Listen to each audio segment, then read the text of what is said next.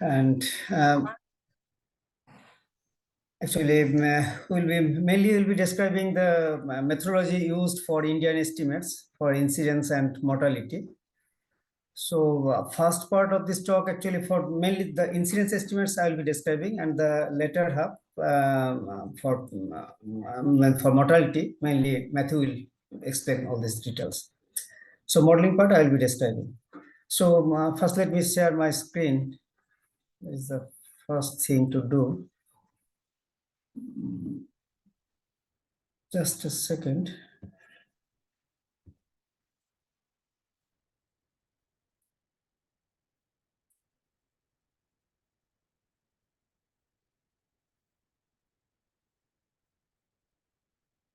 Can you see my slide?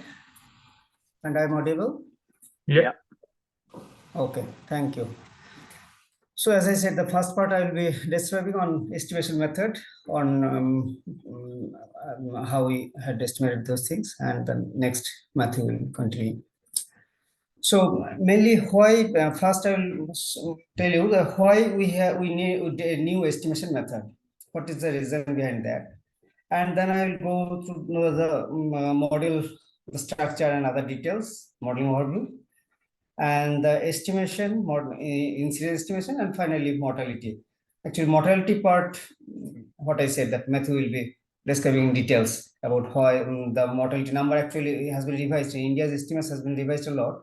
So what is the reason behind that? That actually Matthew will explain next part. So let's start from here. Previous Indian estimation means before latest prevalence survey, actually all the estimation are based on very old prevalence survey from one state in India, that is Gujarat, that was conducted in 2011. That red state actually, that is the Gujarat, which contribute only 5% of India's population. And from this information, this one has been translated to national level and was estimating all these numbers for still last year. So, so this one sample example from previous estimates from GTB report based on that Gujarat prevalence survey, and of course other notification and other data sets. This is a report published in GTB report 2020. How incidence curves look like, what is the value, and mortality was too high as per this projection. But now we'll see with the revised estimation what is happening, means how it has changed the number. So what are the major changes? Let's see what are the major changes that happened till 2019 onwards. There are two major changes. First one is the new data set, generation of new data from the prevalence survey. And the second one is COVID-19 related disruption. So new data means prevalence survey was conducted from 2019 to 21, around 2.5 years. During that period, we have lots of data across the country. We got this. Simultaneously, subnational certification has been started. Means these are at the district level. We are now getting information at that level. How many means what is the status actually of underreporting and other things. That is what has been also started.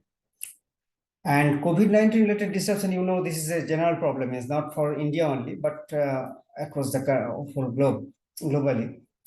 So routine TB surveys got disrupted due to that COVID-19. And this might lead to increase the incidence because of diagnosis was reduced a lot. As well as we have to think about that anti-COVID restriction. That also changes, means restriction actually reduces the transmission. That also has some effect on transmission dynamics on TB. So incorporating all these, because of these changes, actually, we have tried to incorporate all these things to have a new model and to get the better estimates for India. See, this is the figure. Actually, this shows the latest prevalence survey that clusters where the prevalence data were collected, where the TB data were collected from India. So now not only from Gujarat, but across the country. And now the prevalence as per latest prevalence survey is 312 with some uncertainty interval per 100,000 population. Now this is the main data set, and along with this, there are few other means with the prevalence survey, we have lots of other data sources, secondary things that came out from here. These are say like National Prevalence Survey give us the data for prevalence of TB diseases, as well as we have the information about proportion of prevalent cases that are under treatment. Simultaneously, we have information about the TB infection status in India. Subnational certification give us the information about estimation of level of underreporting in India. Simultaneously, we use other data like programmatic data. In India, we have programmatic data means public sector notification as well as private sector notification for quite a few years, last few years actually. We have both these data sets. Here, private sector means mainly the engaged private sector, means those are engaged with the public government sector. So those informations we have, we use those things in model development. We used the data for trend in public sector notification, how it changes over time. We use that information in the model. We use active case finding among total cases, how many are coming from active cases, actively found cases, that also we have. And from the drug sale data, we get an information about what is the private sector treatment initiation trend that we have found from the drug sale data in the private sector, from the drug sale data. And proportion of similarly, we have incorporated in the model proportion of privately managed patients treated there, but they are taking public sector drugs. These information has been incorporated here for private sector estimation actually. And finally, we used Google mobility data. This not directly, we have not used that data directly, but just to inform the period when TB transmission have got reduced. I mean, what is the period when during first wave? There are major two waves in India, first wave peak and second wave, when it got reduced. From we get some idea from mobility data. So now let's see what is the model structure, what model we have used for this for estimation. This is the the major structure. Main structure is similar as other TB model, what those are familiar among us. So with different compartments. Here you can see that red boxes. These are the compartment where the TB are actually contributing to the force of infection and spreading the disease. Means active TB. Those are seeking care but not yet on treatment, or misdiagnosis or temporary diagnosis. These are the compartments which are contributing for the force of infection. And now, this model, we have not considered HIV or MDR-TB, just for simplification, because in India, the percentage of MDR is less than 5%, and HIV is also, both are less than 10% of total incidence cases. So to avoid that complexity, we have not considered those things in this model. Now, model has been calibrated mainly from the prevalence survey data as well as the programmatic data. And this is calibrated in two stages. Calibration is done in two stages. At the first stage, we calibrated still 2019 as yearly basis. But when from 2020 onwards, when that disruption started, means we have a monthly notification reduction, we have noticed those things. So the next part is calibrated for the disruption part is calibrated for the monthly wise. Now here, look up to some parameters like U, V, W, or C, all these kind of parameters, or natural history parameters, mainly are drawn from the published literature. And other parameters like say AT here, from active TB to those are coming to directly for the treatment. This is actually active case finding. This is matched with the active case reported active case finding numbers for last few years. And similarly, there is one parameter, this is called FT. Here you see the transition from I to public sector diagnosis here. So actually FT is a time dependent parameter. This actually depends how uptake of public sector services has increased over time. So that's why this time dependent parameter. Similarly, gamma PU means proportion coming here in public sector or in private sector. That represents actually per capita rates of presentation to the public and private sector respectively. Actually, these are important parameters when modeling with the disruption. These parameters are adjusted on the monthly basis in order to capture the notification, monthly notification, what you get in both the sectors. And other important parameter is the mortality rate from the undiagnosed TB cases, say mu TB from here, or from the, mainly from the red boxes. These are actually calibrated with the to match with the mortality estimates from India. And we also consider that mortality rate, that is also programming from the programming data, the mortality hazard from the during treatment in public or private sector, that is also considered. Also, this model considers relapse, reinfection, and relapse is there, reinfection, self-care. Those are not shown, those details are not shown in the diagram to remove that complexity in the structure, just to keep it clean, actually. So those are not shown here. So now let's see where the data were used in the model. Means the parameter, those data that I mentioned before, where it is being used in the model. First one, the prevalence. Prevalence means from 2019, that prevalence and proportion of prevalent cases under treatment. These orange boxes actually are the prevalent cases contributing the this number, and the proportion of prevalent cases under treatment means those are under treatment out of total prevalent cases, that is being matched here. Secondly, the notification in the public sector from 2011 to 19. Now I've changed in the green color. You see the color actually representing this number. Here it has been captured how notification got changed from 2011 to 19. And also the numbers, how the patients being managed in the public sector, that has been captured here. Now, similarly for the private sector drugs, from the private sector drug sale information, those are incorporated here in this compartment, how many are coming here, and the trend in public sector, those are managed in the private sector. And this is the, we use the WHO estimates for overall TB mortality from 2015, and actually two data points we used for calibrating the mortality, 2015 and 2019, to capture the trend of mortality trend. That actually later on Matthew will explain what was the trend. So that has been modeled here, calibrated here for this one. And as I said, that programmatic deaths also been considered from both these sectors. And here is a TB infection survey, means that latent TB, what proportion is there, was the latency, the first two boxes.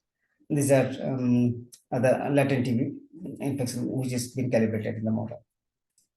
And finally, the mobility data that actually contribute to the reduction in transmission.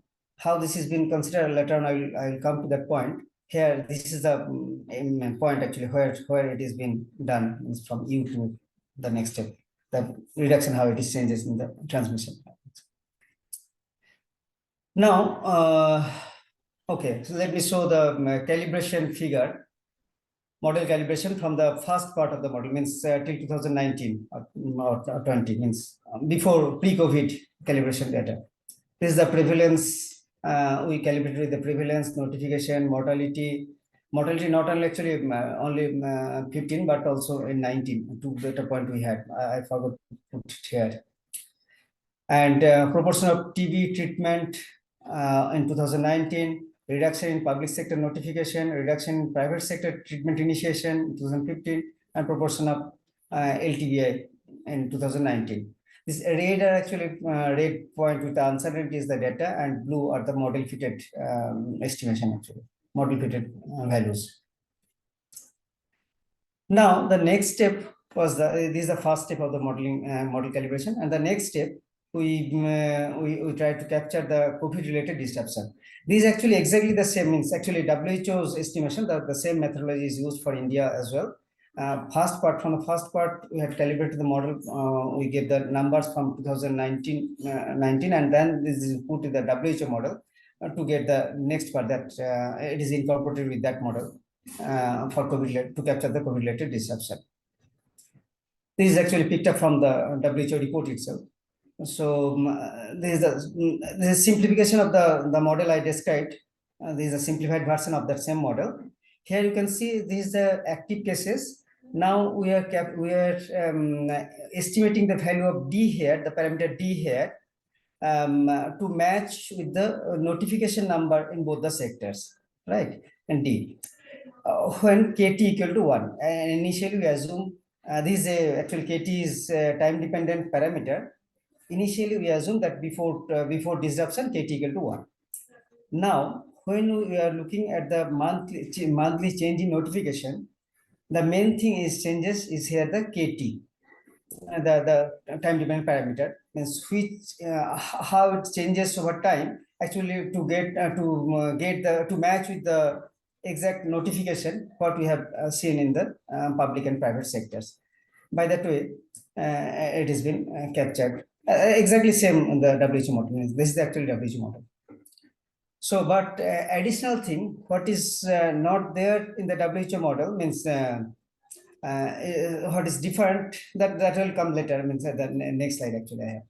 So let's see how it captures the public and private sector notification for monthly notification during these years. So this green dotted with the green color, that dot and line are the public sector notification in the left hand side, public sector notification in India.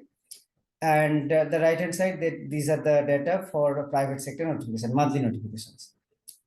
Now, how the model is capturing the dynamics is shown by the red line, red with the uncertainty estimates. These are the model is capturing this dynamics by changing that gamma PU and gamma PF that I earlier mentioned. This is actually done by changing the KD, that in the last slide I showed that KT parameter. That value has changes over time, month wise. Then it captures these dynamics. Before that, as I mentioned, the KOT was 1 before this, but once we are trying to capture the monthly notification from here, so we changes it accordingly. And I should mention here that one more thing. Here, private sector notification means we assume that private sector notification is only the disruption is same. Those are not those are not engaged private sector. Means there in private sector actually there are some proportion is engaged, means we know about them, but there are certain proportion which are not engaged at all. So we don't know about them, but it is assumed that both will behave in the same way as per private notification. The disruption occurred to them also in the same way as private sector notification. This is one assumption, of course. So now here I'm showing you the mobility data, how it has been used in the to locate the region where the reduction of transmission occurred. So here, see here the red dotted are actually monthly notification number. And this is the mobility data from Google mobility data for different sector, parks, workplace, and other things. These are the, and you can clearly see here, you see there is a clear dip. It got reduced, mobility got reduced here during this period. Actually, this is the period when the first wave peak occurred. And there are lots of restriction. Similarly, similar reduction occurred in the second wave as well. You can see here, but it is slightly reduced during the second wave period. So in the model, what we did means is we didn't try to quantify these things directly, But what is the assumptions here? That during first wave, we assume that 50% got reduced during this period. And as the reduction was less here, we assume that about 40% got reduced during this period. The transmission got reduced around 40% during here, during second wave. So actually, for other countries in the WHO model, if you look after that, these things, this is not considered as per my knowledge. Means only the reduction during this period is considered for other countries. But for India, we assume this, that first wave during first wave and second wave. I think if Neem is here, he can highlight these things later on if needed, or Matthew also can explain this. But this is done for India. So, as already I mentioned these slides, that first part, after estimating the incidence and mortality for till 2019, we had actually, and those numbers have been calibrated to the, were used as an input of WHO model. To calibrate that for means India model, the data input has been used for the WHO model for calibration. For this, actually, comparability between countries and the reason is that comparability between other countries is the same model. That is the reason we coupled with the WHO model. Incidence and calibration incidence calibrated to the central estimates and uncertainty intervals for India estimates for 2015 and 19. I mean, two data point it is considered to capture the trend actually for the next model, for the WHO model. So again, that adjustment on pre and post pandemic estimates were done by the disruption method as I described before. So now let's see how the estimate figure looks like for India. So this is the number. This is the actually figure for the GTB report. This comes for Indian estimates from 2011 to 2022. So slightly increasing trend for here during COVID disruption, and otherwise it was coming down this way. So just to compare, I have I'm showing here another point. Say this one from the equilibrium model, means the earlier method that was used in as WHO report, how it fits with the previous methodology. That just to check, we have done these things. So this actually represents the incidence rate for 2019, and it is very close to the actually where the updated estimates in 2019. You can see here with the same methodology, but with the new data set. So the prevalence. So again, I am coming to that prevalence survey, that page. You can see that all forms of TB, the prevalence in India was national prevalence was 312 per 100,000 population. Though there is a wide variation across the country. Highest prevalence was observed in Delhi, where per 100,000 population it is 747, whereas lowest prevalence in Gujarat, that was actually used for Indian estimates before, that is 137 per 100,000 population.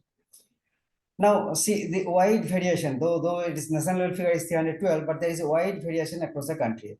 That's why actually currently we are some work is going on for India's subnational estimates, which is crucial. Means I'm now conducting with the state level estimates for all the states, which is now I'm continuing actually.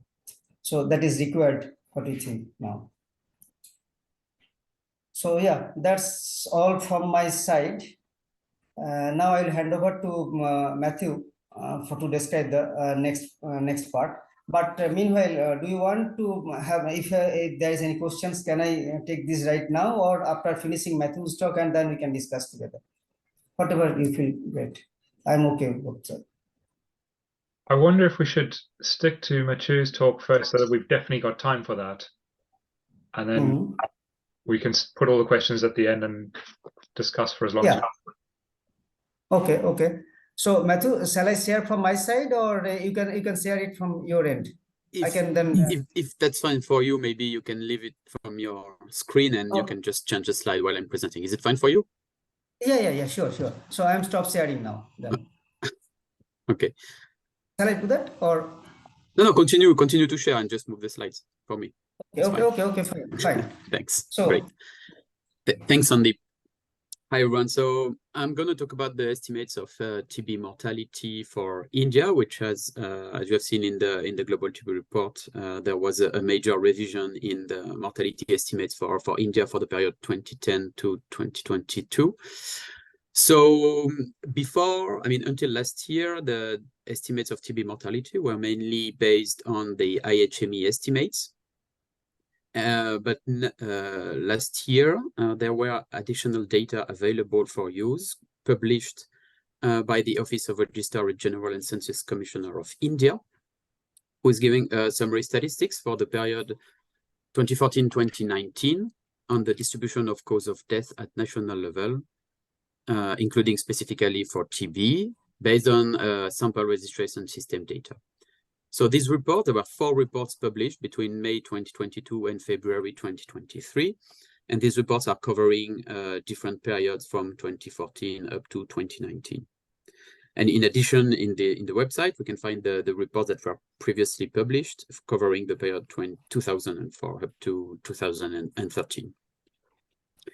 Next, Sandip. So what we have now available for what we had available to estimate the TB mortality were these new data published on the RGI website, plus the previous estimates published by IHME, and also the total number of deaths that occurred in India for the period 2000 up to 2019, both estimated by WHO and IHME, and this total number of deaths were, by the way, mostly derived from the SRS data. And we have also the estimates from IHME of the proportion of total deaths caused by TB for the period 2000 and 2019. So the idea is how we could use all this data together to estimate TB mortality. Next. So this is a graph to show the total death in India as estimated by WHO and by IHME. So for the period 2000 and up to 2019. So in red on the graph is the estimated WHO total death in India, and in green is the estimated total death as estimated by IHME. So what we can see is that there was quite a higher estimation of the total deaths in India by WHO up until 2010. And then the two curves were quite close from 2010 up to 2019, with a slightly higher number of deaths estimated by IHME in the recent years, but the trends were very similar in the last 10 years, and the two estimates were much closer than it was before. Next one. So here is just to show the proportion of deaths caused by TB from the SRS data in blue, which are the data as published by the government of India, and in green, the estimates of the proportion of deaths caused by TB as estimated by IHME. So on the graph, what we can see is this green line, the IHME estimates, and the blue line is the SRS data. So the SRS data is what we have obtained from the SRS reports that were available. So until this year, up to the last Global TB report, only the first 3 blue points were available for estimating TB mortality, and this was the basis of the estimates of IHME. So all the estimates from IHME for the entire period were based primarily on the first 3 SRS data points.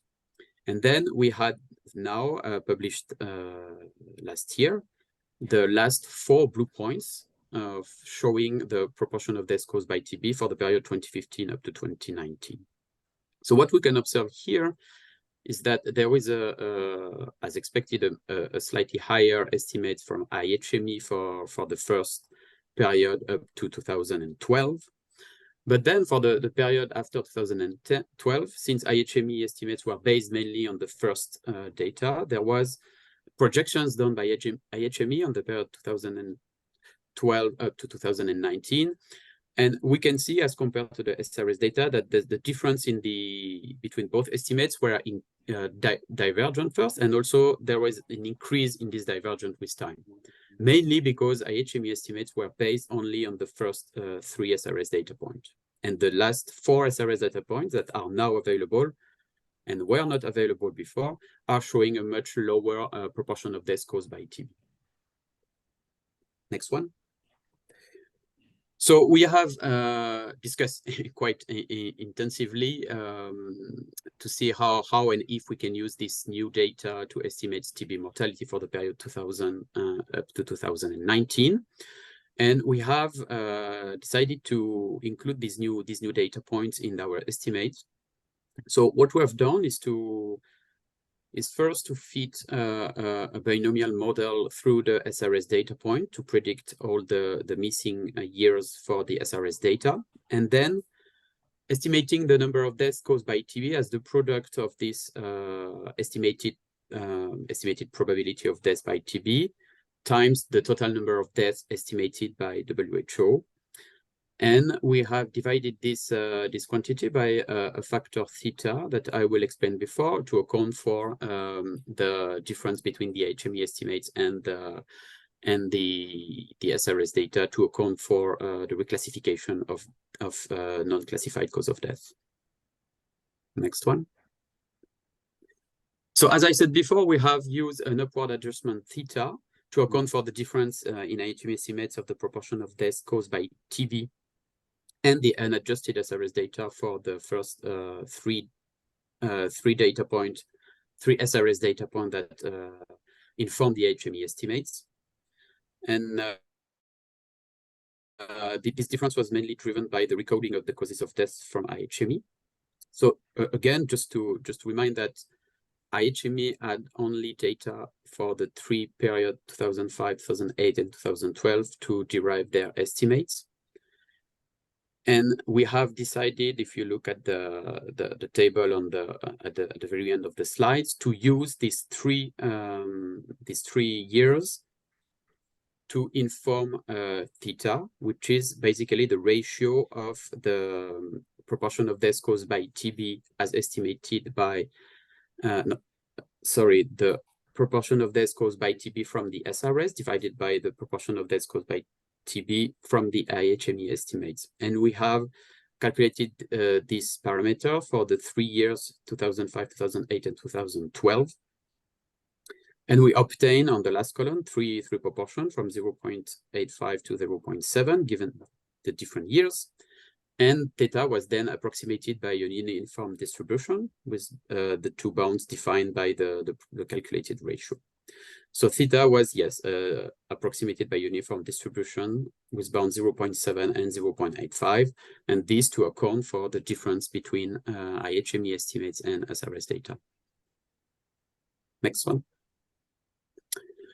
So just to show here the first part of the work, which was the fit of the SRS data, the blue point, with the quasi-binomial model, and using this approach, we have been able to predict the missing years for the SRS data. So this is the red curve, as long as the confidence interval around these estimates, and this is what we have used as the proportion, the predicted proportion of deaths caused by TB from the SRS data. And then next slide, we have used the previous formula, and which is quite a standard approach for estimating TB mortality in the WHO. You can go to the next slide, please. To derive, thanks the mortality estimate, the TB mortality estimates for the period 2000 to up to 2019. So in that slide, we can see in blue is the TB mortality as published in the 2022 report, mainly based on IHME estimates. And in red is the updated estimates TB mortality as published in the 2023 report using the SRS data. So as expected, we obtain a significant lower number of TB deaths, particularly in the recent years, mainly due to the additional data and the use of the SRS data, the recent SRS data. Next. So this slide is just to show that in addition to the SRS data, there was also data from the National Vital Registration System, the MCCD data, medically certified cause of death, which have a low national coverage of about 20%, but still we can see that the trend, looking at the dark line and the dark dot, we can see the trend very similar to the one shown by the SRS data. So that's just something that is relatively reassuring to have a similar trend and similar values from the national VR data, although the national coverage is very low. At least this is quite reassuring that we are using the SRS data that have relatively similar trends and levels as the national VR data. Next one. So on that slide, we are comparing for different countries the CFR in 2019 as a function of the case detection rate.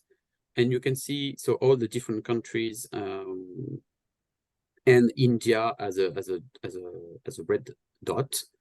And the line is just the regression on the average. So what we can see here is that by using this approach, we are having India very similar to other countries and relatively close to the average. So that was also a good exercise to verify the estimates obtained.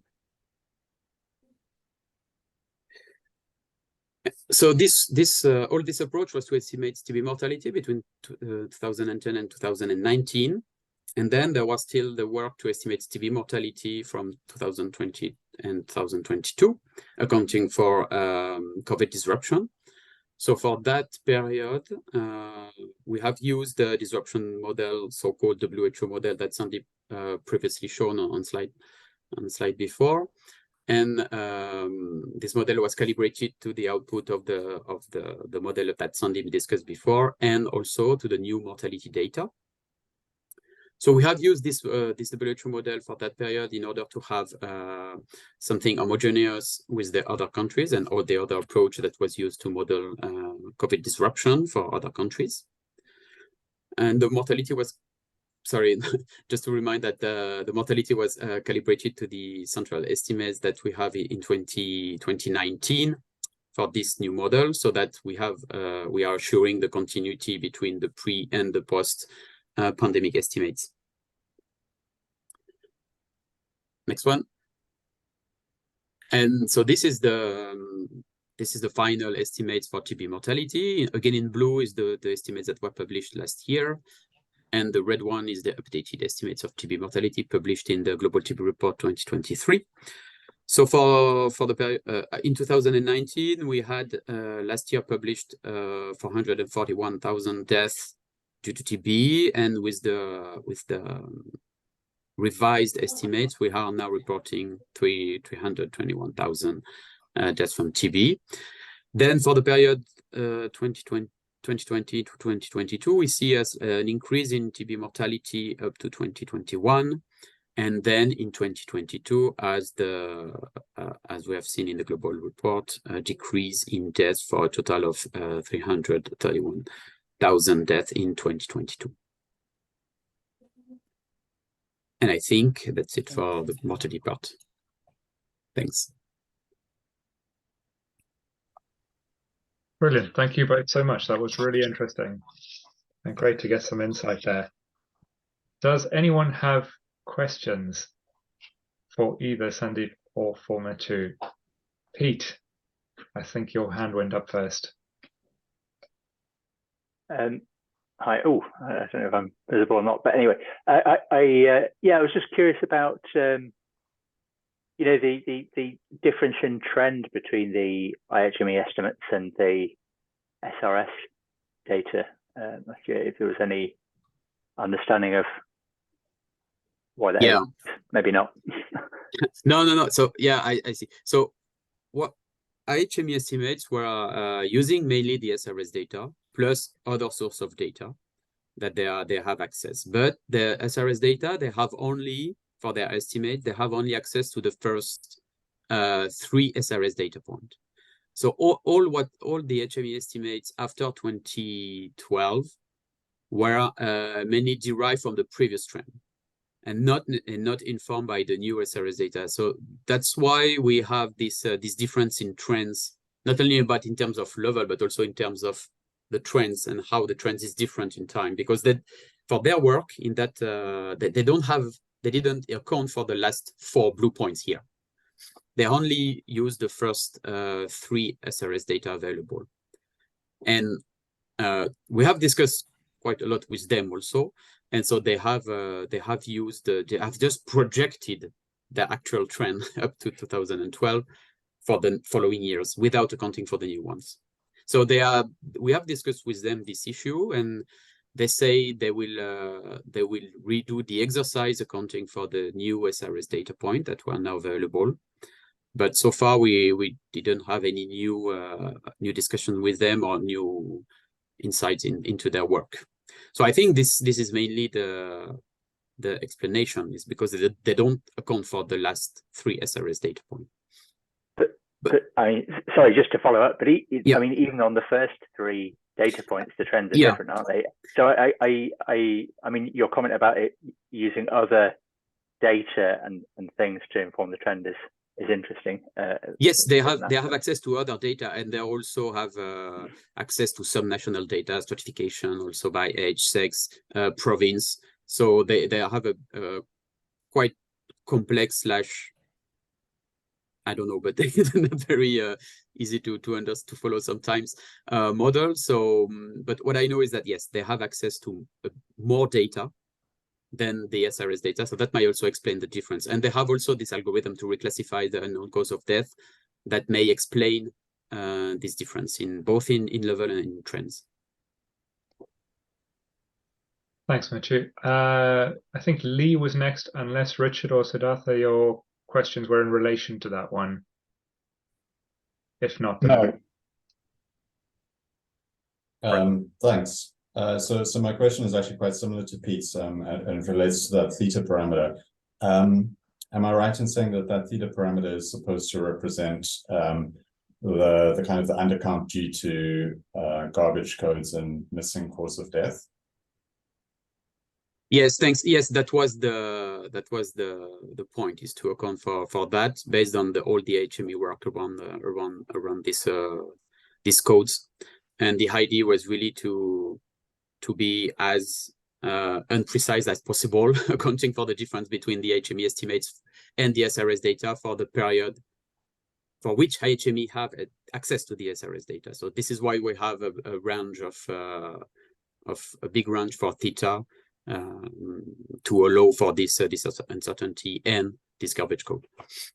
So would you not be able to estimate then that missingness proportion directly from the SRS data, rather than trying to estimate it from, assuming IHME's estimates of the gold standard?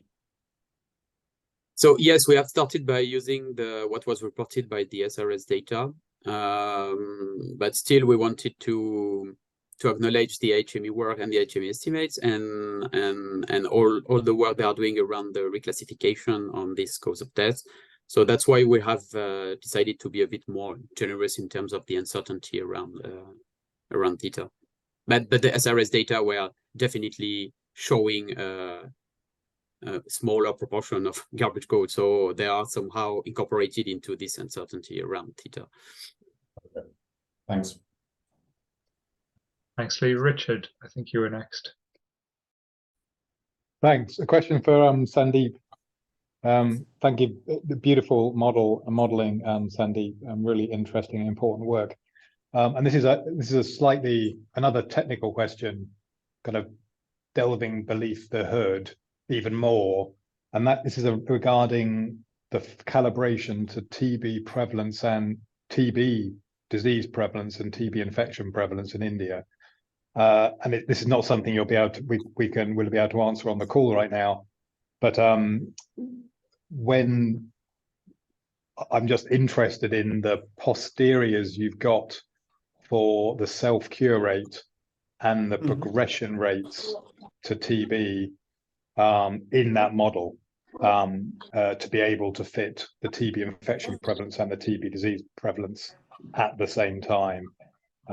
It's just an interesting calibration exercise, and I'd be dead interested to know how, what parameter values you needed to assume to be able to calibrate to those data points. So I guess my question is can you share them, and so can we have a route around? Okay, means that means the what value means the uncertainty interval and cure rate means self cure, and the other parameter have used, right? That is your question mainly. Yeah, it might be. Yes, it might be just the easier way is just to share the posteriors, the priors and the posteriors from the model, because then we can just look at the ones we want to look at. But the ones I'm particularly interested in are around the self-cure rates and the progression rates to disease from the two latent boxes, because they're the ones that are going to drive the ratio between prevalence and infection prevalence and disease prevalence. Okay. No, at this moment I have forgotten the number actually. Then yeah, I have to check, and I can share you. Of course, I can share you those numbers. Fascinating, and maybe we can catch up and discuss it sometime. Yeah, thank you. Yeah.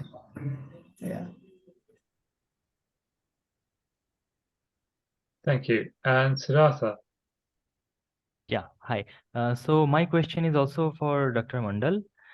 So I have two questions. So one of them being that the private drug cell data, when you use it to calibrate, to get an estimate of, let's say, the patients under treatment in the private sector, do you just use it like as an proportionality, like an envelope function of some sort, or how do we use it to get the number for? No, actually, for private sector, actually, you see, in private sector, notification is very difficult to find. It's how much is getting treated in private sector, but we can have the information only those are engaged to the public sector. Private sector engaged in public sector, that is known. So what we did here is that the notification that comes out in the report, we try to feed that value that is the minimum number treated in the private sector. It could be much higher than that. That condition has been applied here. That minimum this number per, I think as I remember, that was 50, around 50 per 100,000 population has been treated in private sector. So minimum private sector notification should be that, and above. It could be anything. Once we don't know about those numbers, so it has been calibrated with that. And ultimately, from the drug cell data, what we use that the trend in private sector notification means how the private sector notification has been changed. That we use from the drug cell data. That has been calibrated. Okay. And my second question would be to like, for example, even if we consider before 2019, I understand that for COVID-related disruption, you are basically changing this gamma and gamma tilde, these two parameters, perhaps on a monthly basis. But even before the COVID, would you also change the other parameters such as beta or the self-cure rate or some of the transmission rates as opposed to the gammas to go from year to year variation? Actually, here you can see that FT actually changes over time. This one has changes over time. That rate has changed over time to capture in 2011 what was in 2011, and that has been changed. But that for disruption, we changed that gamma PU and gamma PR. That is shown as in WHO model as I showed there. There it is changed. That this part. Yeah, and, by this factor. For a single simulation, perhaps we shouldn't change beta too much through years. No. Those are not changed. Of course, there are some uncertainty. Okay. Yeah. Thank you. Changed. Yeah. Thanks. Brilliant. Thank you. Any other questions for Sandip or for Mathieu? Lee. Thanks. Yeah, I mean, I forgot to say earlier, well done. This is a really interesting presentation. I guess my second question is just around whether or not there would be advantages to having one model to estimate TB incidence and mortality rather than effectively presenting two separate models.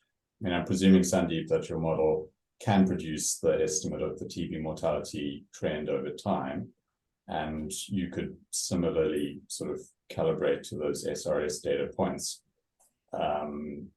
Yeah, so I guess this is a more philosophical question around whether or not there would be merit in integrating these two models rather than treating them as separate modeling questions.